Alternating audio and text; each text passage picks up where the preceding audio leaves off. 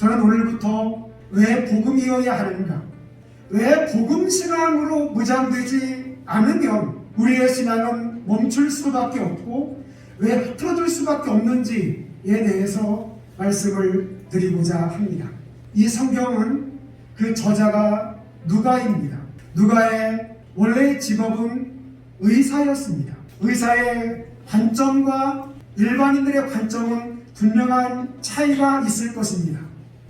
누가복음에는 특별히 여성들에 대해서 등장을 많이 하고 있습니다. 왜 힘이 없는 여성, 가난한 여성들, 사회로부터 소외를 당하는 이 여성들에 대해서 누가복음에는 아주 자세하게 기록을 해놨습니다. 누가복음은 장애에 대해서 기록을 세세하게 해놨어요. 그 이유는 누가가 의사였기 때문입니다.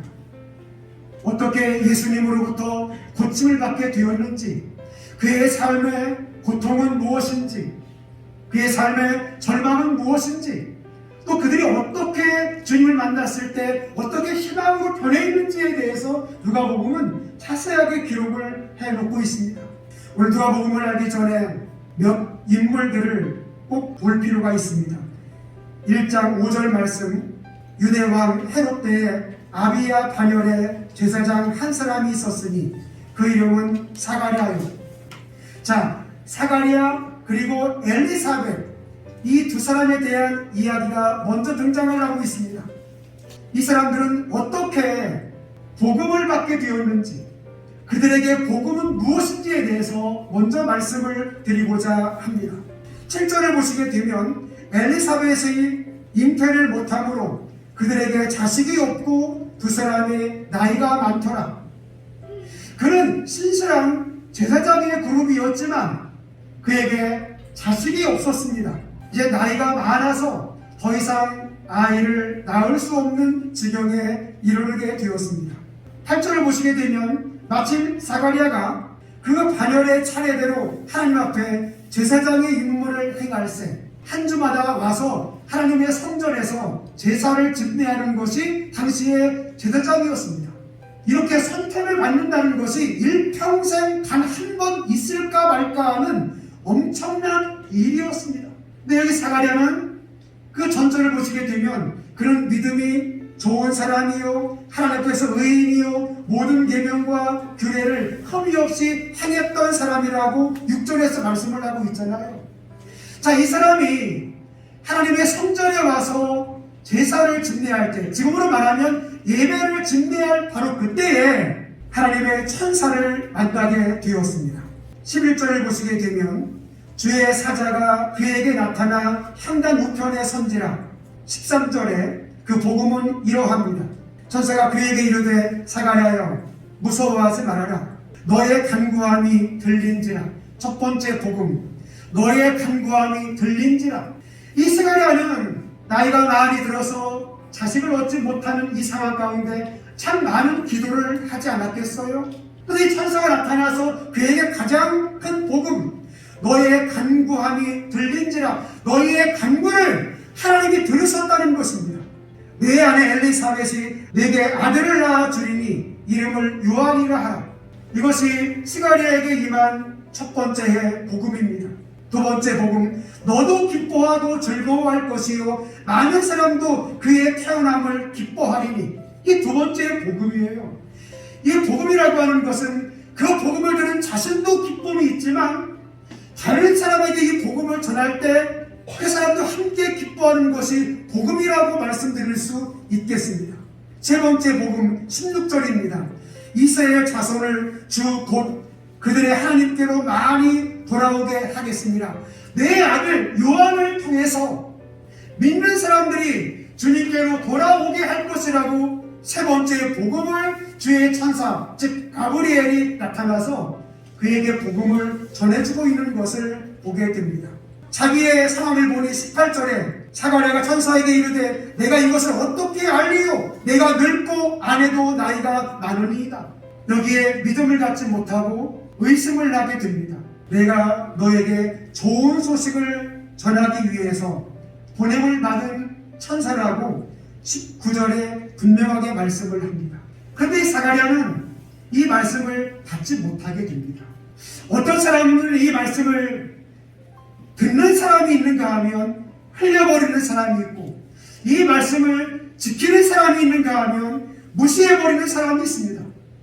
여기에 사가랴라고 하는 사람은 하나님의 천사가 나타나서 말을 하게 되었을 때, 저는 안 됩니다. 저의 환경을 보십시오. 제 아내를 보십시오. 저의 모습을 보십시오. 안 돼요. 결국은 벙어리가 되었잖아요. 벙어리가 되었지만 하나님은 하나님의 일을 끝까지 하시는 분이시고, 결국은 엘리사벳을 통해서 요한을 탄생시킵니다. 두 번째 복음, 요셉과 마리아입니다. 26절에 천사 가브리엘이 하나님의 보내심을 받아 갈릴리 나사렛이라는 동네에 가게 되었습니다. 31절에 보라 네가 잉태하여 아들을 낳으리니 이름을 예수라 하라.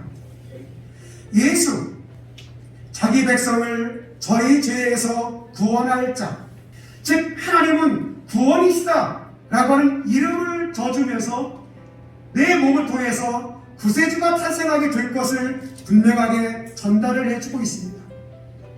마리아에게 있어서 그것은 충격일 수 있겠지만 마리아는 그것을 복음으로 받아들이게 되었습니다.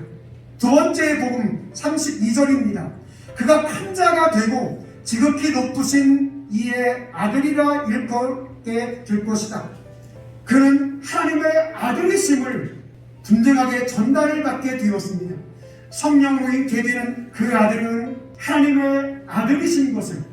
세 번째의 복음을 보실까요? 33절 영원히 야곱의 집을 왕으로 다스릴 것이며 내 몸속에 있는 예수, 그가 영적으로 온 세상을 다스리는 왕이 될 것이다. 다윗의 가문을 잇는 최고의 왕권을 가진 분이심을 그 가브리엘 천사가 다시 마리아를 통해서 말씀을 하시고 있는 장면을 지금 보시고 있습니다. 이때 마리아의 마음은 어떠했을까요? 당연히 불안한 마음도 있었겠지만 내가 하나님의 아들 예수 그리스도를 잉태하게 된 것이 그에게는 얼마나 큰 복음이었을까요? 세 번째 복음 39절부터입니다. 자, 하나님의 아들 예수 그리스도를 잉태했다는 이 소식을 들은 마리아는 이 기쁨의 소식을 자기의 친족인 엘리사벳에게 말씀을 드리고 싶었던 거예요.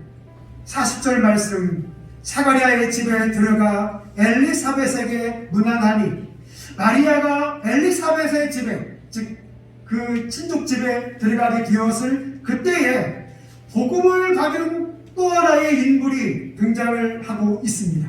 41절 말씀 같이 읽을까요? 시작. 엘리사벳이 마리아가 문안함을 들으매 아이가 복중에서 뛰어오르니라.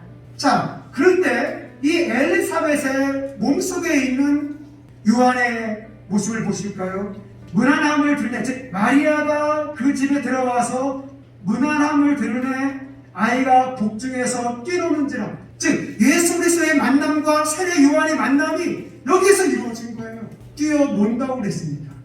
이 첫 만남, 이 감격스러움, 이것이 복음입니다. 사랑하는 여러분, 우리가 복음을 언제 만났습니까? 여러분 안에 진정한 복음은 무엇입니까?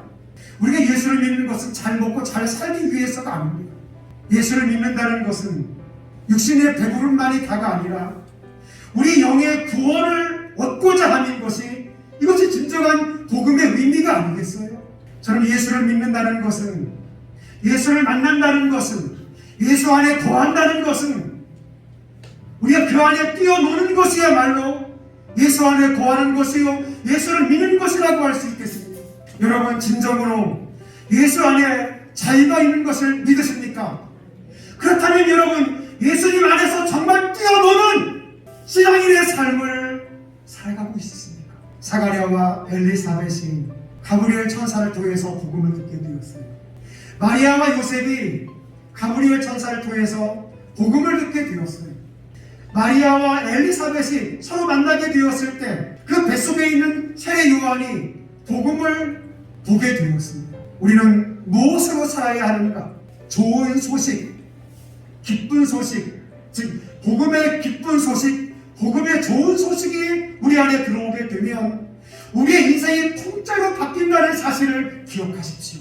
그분이 내 안에 들어오게 되면 내 안에 있는 하나님의 영이 뛰어놀게 된다는 사실을 기억하시고 예수 안에서 한 주 동안 마음껏 뛰어노는